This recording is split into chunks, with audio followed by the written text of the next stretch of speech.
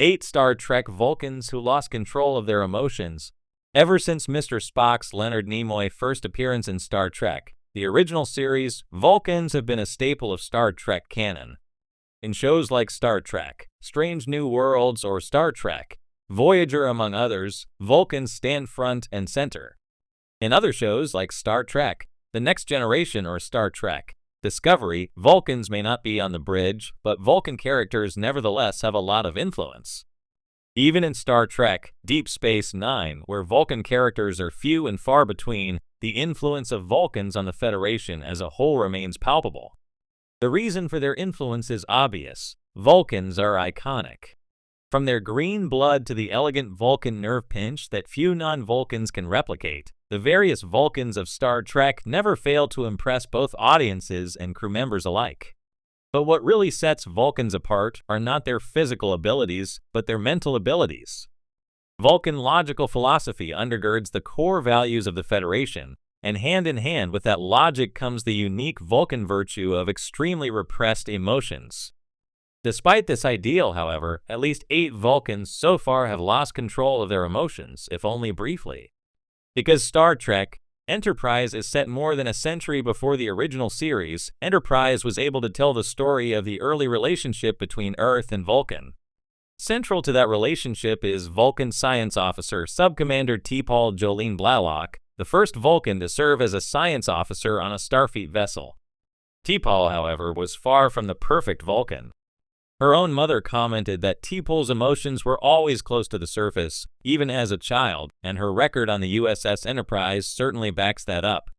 T'Pol is, for a Vulcan, highly emotional.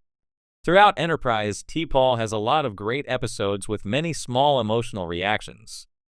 In Season 1, she had an emotional response to jazz music, and in Season 4, T'Pol is visibly moved when Captain Archer Scott Bakula gives her an antique compass. An infection even makes T'Pol go through the Vulcan mating cycle far prematurely. Most dramatically, after an exposure to Trillium D in Season 3, a chemical that removes a Vulcan's ability to suppress their emotions, T'Pol developed an addiction to the substance and the emotional highs it produced. Even after she stopped using Trillium D, T'Pol was never able to fully suppress her emotions again. One of the most exciting things about Star Trek Strange New Worlds is the opportunity to see classic characters from the original series before they have fully matured into the characters that made the show iconic. In particular, seeing a younger Lieutenant Spock Ethan Peck means Lieutenant Spock is a version of Spock who hasn't quite grown into the mostly serene and logical Vulcan that Captain Kirk depends upon. For example, when LT, Spock fights the Gorn in Season 2, he gives into his rage so strongly that he punches a hole in the wall. As a human, LT, Spock doesn't feel the same need to repress his emotions, and so can reveal the feelings that he normally keeps under the surface.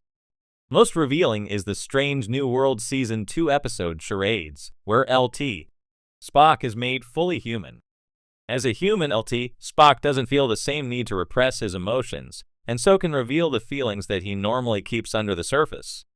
He calls out rude behavior from colleagues, he stands up for his human mother, and he finally gives into his feelings for Nurse Chapel Jessbush. While his human state arguably means that LT, Spock wasn't a Vulcan giving into his emotions in Charades, the episode was nevertheless an opportunity to see what's in the heart of Star Trek's most iconic Vulcan. Leonard Nimoy's Spock was, for many viewers, an introduction not only to the character of Spock but to Vulcan culture as a whole. From the beginning of Star Trek, the original series, 2 things are clear about Mr. Spock. First, he values logic above emotions. Second, he cares deeply about his friend, Captain Kirk William Shatner. It's not surprising, then, that as early as Season 1 there were episodes that caused Spock's emotional suppression techniques to break down. He gets an infection in The Naked Time, or is contaminated by spores in This Side of Paradise, and these outside influences bring forth Spock's emotions.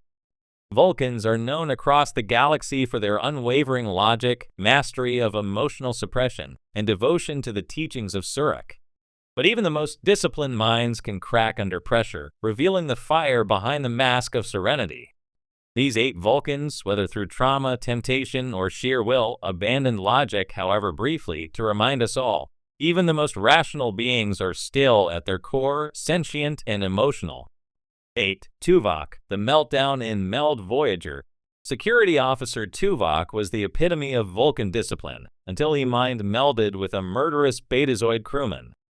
The fusion of violent thoughts into his psyche pushed Tuvok into emotional chaos, leading to outbursts, hallucinations, and even an attempt to murder a fellow crewman.